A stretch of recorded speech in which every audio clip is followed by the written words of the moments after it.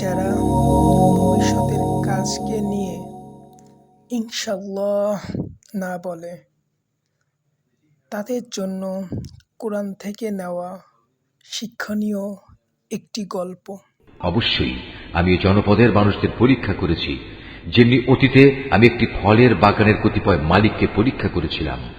সে পরীক্ষাটা ছিল, একদিন তারা সবাই একযোগে শপথ করে বলেছিল অবশ্যই তারা সকালবেলায় গিয়ে বাগানের ফল পাড়বে। এ সময় তারা আল্লাহ তাআলার ইচ্ছা ও অভিপ্রায় সম্বলিত কিছুই এর সাথে যোগ করেনি।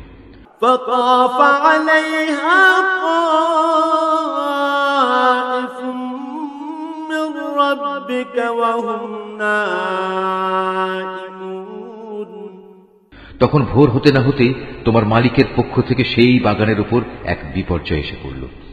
তখনও তারা ছিল গভীর ঘুমে বিভোর।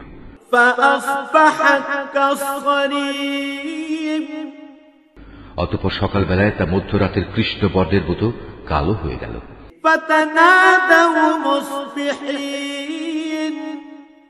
এদিকে সকাল হতেই তারা এই বলে একে অপরকে ডাকাডাকি করতে লাগলো,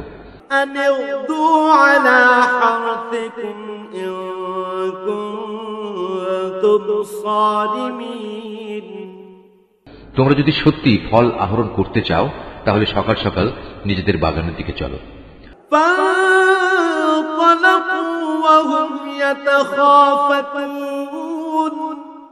অতঃপর তারা সেদিকে রওনা দিল।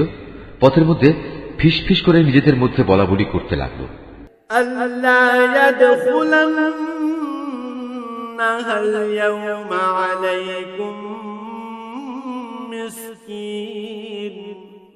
কোন অবস্থায় যেন আজ কোন দুস্থ ও মিসকিন ব্যক্তি তোমাদের উপর টেক্কা দিয়ে বাগানে এসে প্রবেশ করতে না পারে।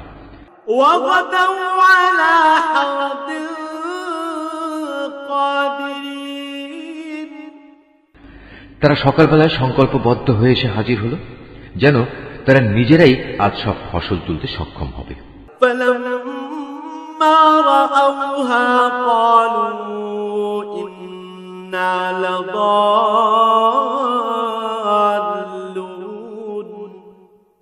অতঃপর যখন তারা সে বাগানের দিকে তাকিয়ে দেখল, তখন হতভম্ব হয়ে বলতে লাগলো, এ কি, এটা তো আমাদের বাগান নয়, আমরা নিশ্চয়ই পথ ভুলে অন্য কোথাও চলে এসেছি।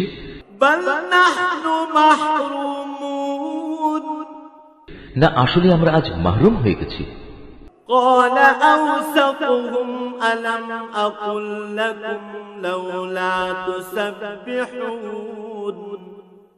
এই মুহূর্তে তাদের মধ্যেকার একজন ভালো মানুষ তাদের বলল, আমি কি তোমাদের বলিনি সব কাজের ব্যাপারে আল্লাহর উপরই ভরসা করবে?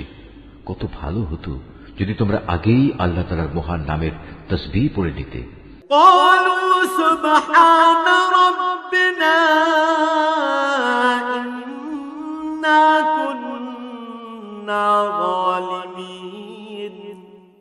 এবার নিজেদের ভুল বুঝতে পেরে তারা বলল, সত্যি আমাদের মালিক আল্লাহ তাআলা অনেক মহান, অনেক পবিত্র।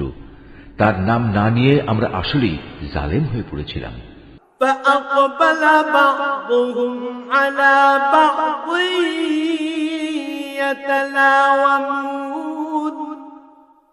এভাবে তারা পরস্পর পরস্পরকে সম্বোধন করে তিরস্কার করতে লাগল।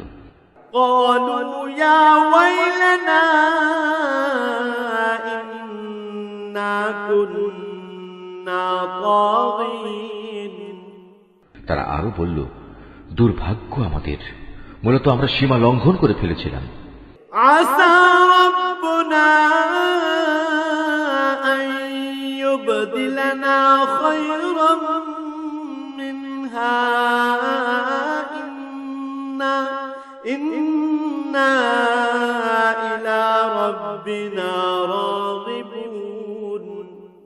আশা করা যায় আমাদের মালিক পার্থিব জিনিসের বদলে আখিরাতে এর চাইতে উৎকৃষ্ট কিছু আমাদের দান করবেন। আমরা আমাদের মালিকের দিকেই ফিরে যাচ্ছি।